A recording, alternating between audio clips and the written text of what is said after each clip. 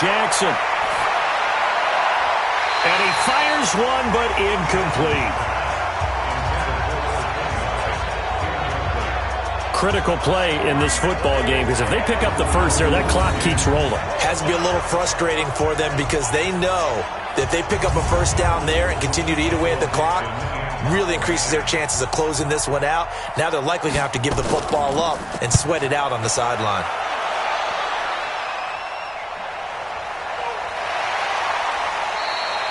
A big boot that time. 57 yards the official distance.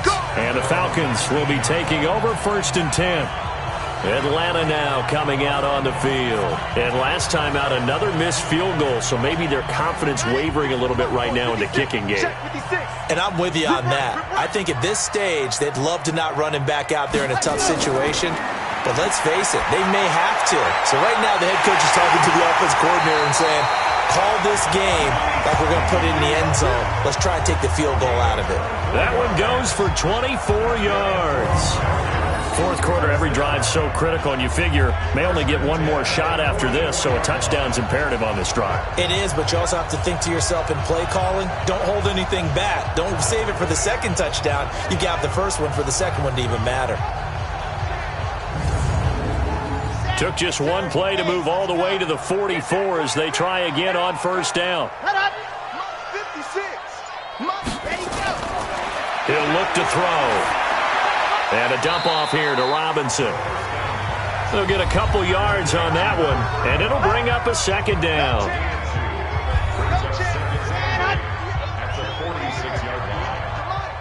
Switch up. Here's 2nd and 8. And that one got tipped, kind of threw everything off. It brings up 3rd. So the failure to connect on 2nd down, that leaves him staring up here at a 3rd and 8. They'll set up to throw. This for his running back, McCoy. And he's going to have another first down as the tackle's made here at the Bears' 40. You cannot write these guys off just yet, not with a quarterback like that under center. You mean it actually crossed your mind with him running the team that you could actually maybe write this game off? Not yet. Not a chance. Not with him. We've seen it too many times. So into Bear territory now. This is 1st and 10 right at the 40. They'll set up a throw. And that's going to be incomplete. Too tough to hold on to that one. It's 2nd down.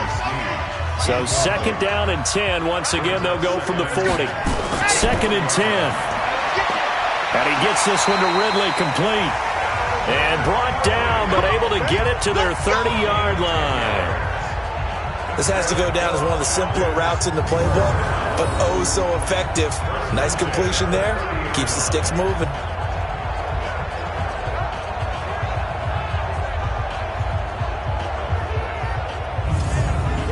So 1st and 10 now from the 30.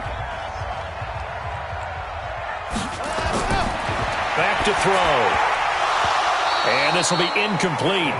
Physical play on the football there, and it's 2nd down. So after the incompletion on first, now 2nd and 10. He'll look to throw. Nowhere to escape, and he goes down. Enough takes to start to have a good drive, quite like a big loss on a sack, doesn't it? Now they're looking at a 3rd and long, and suddenly the momentum shifted to the other side of the football. And old Mo is a very, very fickle man.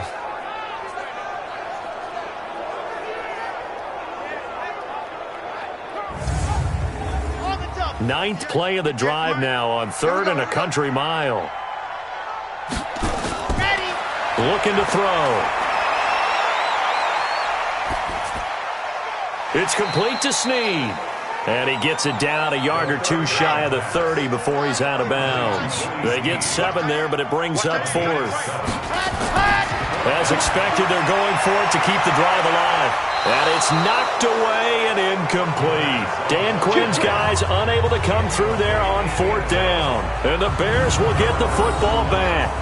So they really needed points here in a 2-score game. Could not come away with anything there on 4th. And while we know they're a little bit discouraged here, They can't check out of this game. You and I have called a good number of games over the course of our career where we've seen these types of situations. Teams get the ball back, and that miracle does occur. So they can't let that dream go just yet. They have to get stout on defense here. Yeah, right now really hoping for a turnover. Back out onto the field comes Allen Robinson. He's knocking on that door for a 100-yard gain. And what receiver doesn't want to be part of this entry club? Every receiver, when the game starts, wants to have 100 or more yards next to his name. It's a badge of honor, but it also shows that you're helping out your team. And he has certainly been helping out his team so far. A pass there over the middle to start things out. And he's corralled at the 40, but not before picking up 8. A good pickup there. 8 yards on the first down completion. Another nice pickup through the air, and I think a lot of people might expect him to run the ball in this situation, Brandon, but with this lead, they're electing to throw the football. Swings, slants, quick outs, things that they consider safe. Clock continuing to run. They'll probably wind this all the way before snapping it on second down. Now they'll run it on the toss. And he'll be brought down just shy of midfield at the 49-yard line. 9 yards to pick up there, and it's a first down. Well, I don't think there's any question, Brandon, at this stage, the stop troops, the defensive guys, they've got to use their 3 timeouts here. They've got to stop them and get the ball back. Yeah, if you're in that 2 to 3 score deficit window that they're in now, you got to get it ASAP. Yeah, no doubt about it. Stop them, use your timeouts. Easier to move the ball on offense without timeouts than to stop them on defense without using them. Running game working. They'll stick with it on first down. And he's over midfield and into Falcon territory. Up from his linebacker spot, Deion Jones making the play.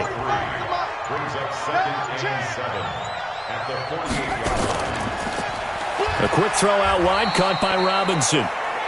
That throw good for only a couple. It brings up third down. 2 minutes left to play in this football game here on EA Sports. So the Bears with the football here as we welcome you back. They've got a third down now as they look for one more first down to help salt this one away. Now a handoff here to his running back. And they stop him up short of the first down as they get him at about the 43. And now right out of the 2-minute break, we'll get a timeout used defensively with 1:56 to go. Now here's Michael Dixon as he's on to punt for Chicago. And this will depend on the spot as it sails out of bounds. And they'll say it sailed out at the 10-yard line. And for an offense that is struggling, this is not where you want to start from. Great punt. Fantastic punt. And for all those who wonder, what do punters do during the course of practice each and every day? The best ones do what we just saw there. Work on positioning the football and helping their team. They'll come out throwing here on first down. And this is intercepted, and that should do it. Picked off by Eli Apple. Defense. Of course, they had the option, and they choose to not take the penalty. They like the results of the play that they just ran, and they elect to let them stand. Now a give, right side. Bowser. And I think this defense knew what was coming as he is smothered behind the line. So the first play of the drive lost 4. Now they'll look to move it forward here on 2nd and 14. Quick hitter here. It's complete. And he'll lose yardage here. Back at the 41. Falcons going to use their third and final timeout as they'll head to the sideline and talk over what to do next.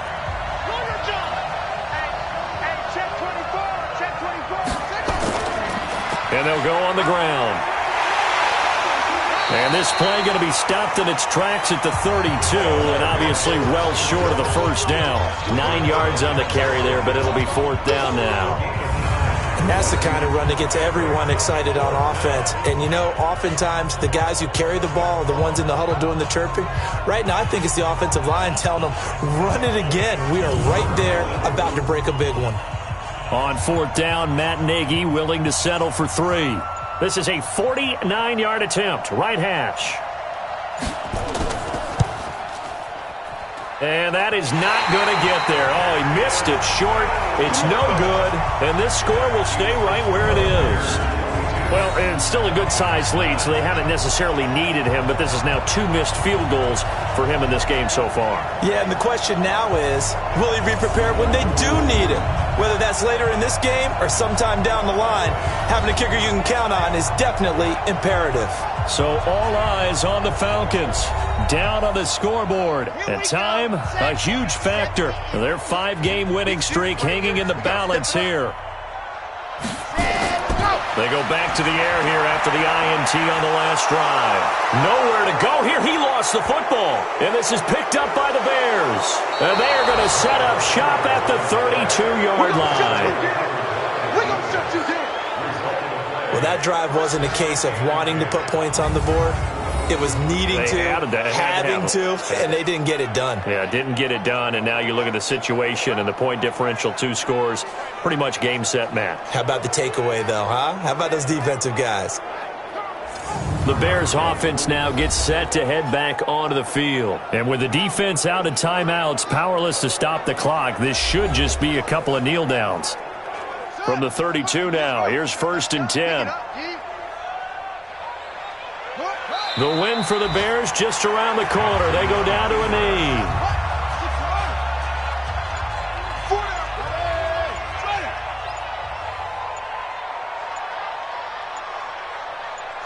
Down to a knee goes Jackson, and that should seal it. So this one in the win column for the Chicago Bears. And I think the game balls need to be distributed on the defensive side of the football, and I bet that you would agree. Yeah, if you hold a team under 10 points, that's a job well done, really well done. So I would say game balls for every starter and every key player who participated in this game. Now, see, I only like one game ball. You're handing out multiple, although I set you up by saying game balls, plural. Yeah, but I like where we're going with this. You say one to represent, like the best player of all of that. And I say multiples so that you keep everyone motivated and involved. You're a man of the people. I'm a man of the people. I thought I was the only child. You get a game ball, and you get a game ball. Game balls for everybody. So for the Bears, they close out this first half at a very solid 6-2. And they'll be able to enjoy this one through the bye week before they get back at it again. Meanwhile, for Atlanta, the loss will drop them to 6-2 now on the year. And they'll take this loss into the bye as they'll be back in action in Week 10.